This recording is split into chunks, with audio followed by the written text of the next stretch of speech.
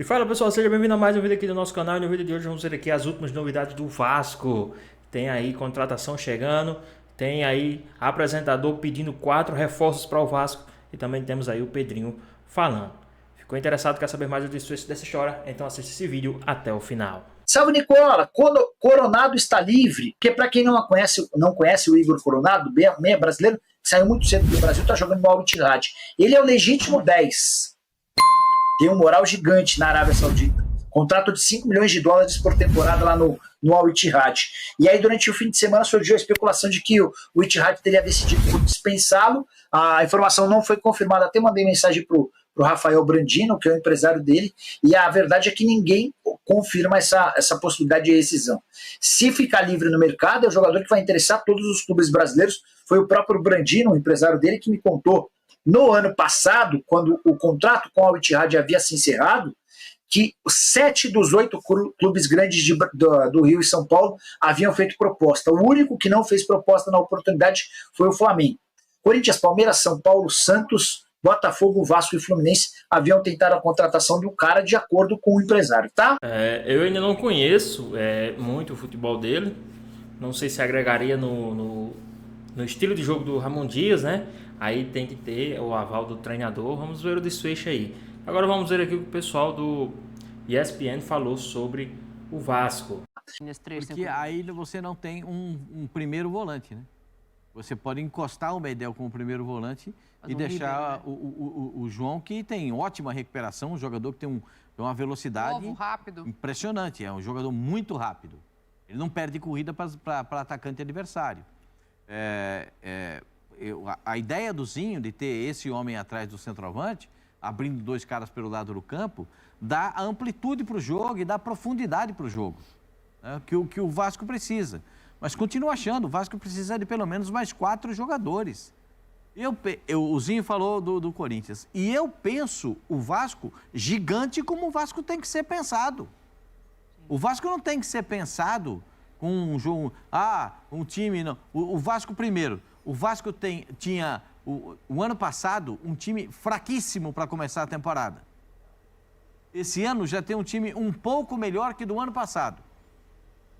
Mas mesmo assim ainda carece de jogadores. Mesmo assim precisa de pelo menos mais 4 contratações. O David não entrega o que o Vasco precisa. O Vasco precisa de jogadores com mais velocidade, mais arranque. O David é mais força. O Vasco vai precisar contratar pelo menos um volante com características e marcação. Precisa ter a melhor saída de bola. Não sei como é que vai... O Paulinho jogou de lateral direito, ou joga o Pumita, ou joga o Paulinho. Se jogar o Pumita, dá para jogar com 3 zagueiros, porque o Pumita tem muita dificuldade na recomposição defensiva. O Paulinho já é um jogador que gosta também da linha de fundo, mas é melhor fisicamente na recomposição. Pois é, pessoal. Tá aí, o Pascoal falou, né?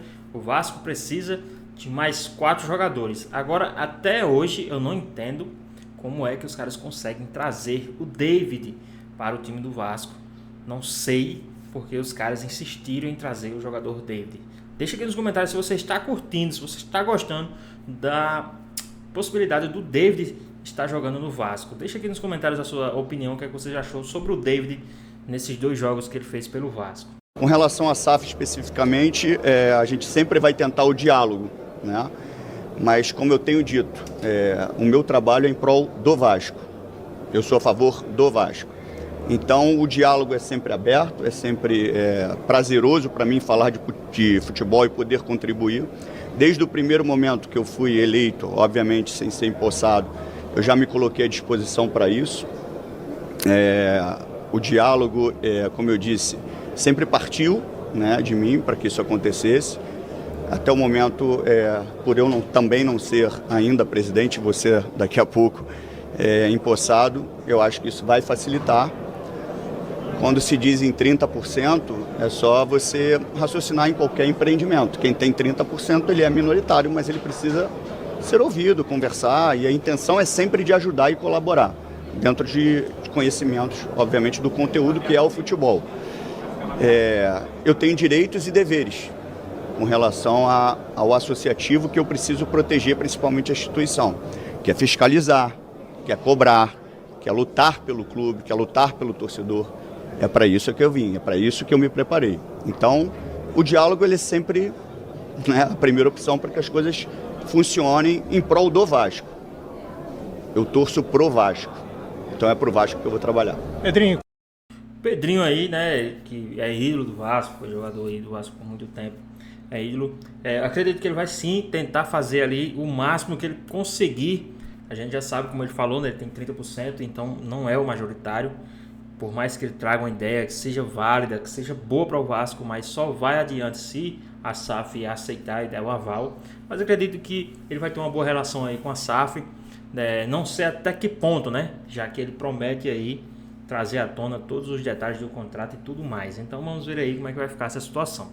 Deixa aqui nos comentários se vocês acham que o Pedrinho vai ser um bom presidente para o Vasco. Vamos continuar aqui. Qual vai ser o seu grande desafio? Para o presidente Jorge Salgado, que ele está lhe passando o bastão, seria refazer São Januário para quase 50 mil pessoas. Pode ser o seu maior desafio? Esse eu acho que é um grande objetivo, a meta principal dentro do que eu tenho direito, né? Como presidente do associativo, dentro do contrato que a gente está estudando e lendo.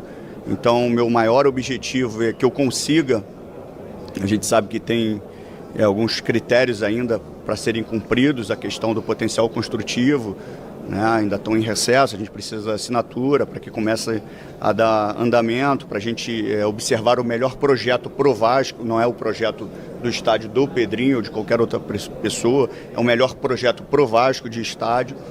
A gente sabe que pode demorar de 2 anos e meio a 3 anos.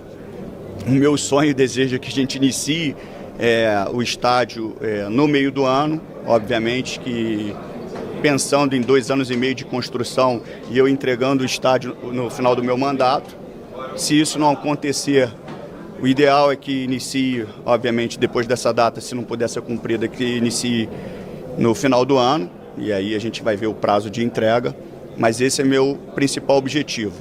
Fazer o estádio, cuidar, obviamente, das minhas funções, que são o Paralímpico, os esportes olímpicos, as sedes, o associativo, né? Lutar pelo associativo. A história do Vasco vem de construção dos seus funcionários, das pessoas que trabalhavam no Vasco, e a gente não pode perder isso. Essa é a essência do Vasco. Pois bem, pessoal, essas aí foram as palavras do Pedrinho, né? Eu já falei aqui no meio do vídeo sobre a SAF, e vamos ver aí como é que ele vai fazer aí esse estádio, né? Se ele vai conseguir. Já imaginou São Januário com 50 mil pessoas? Se com a capacidade que São Januário tem hoje, já faz aquele alvoroço, já faz aquela a torcida ser uma das mais apaixonadas aí do futebol brasileiro ou mundial, né? Na verdade, imagine aí São Januário com 50 mil torcedores lotando o estádio como sempre tem feito, né? Com a capacidade que tem, e sempre tem acabado os ingressos em poucas horas.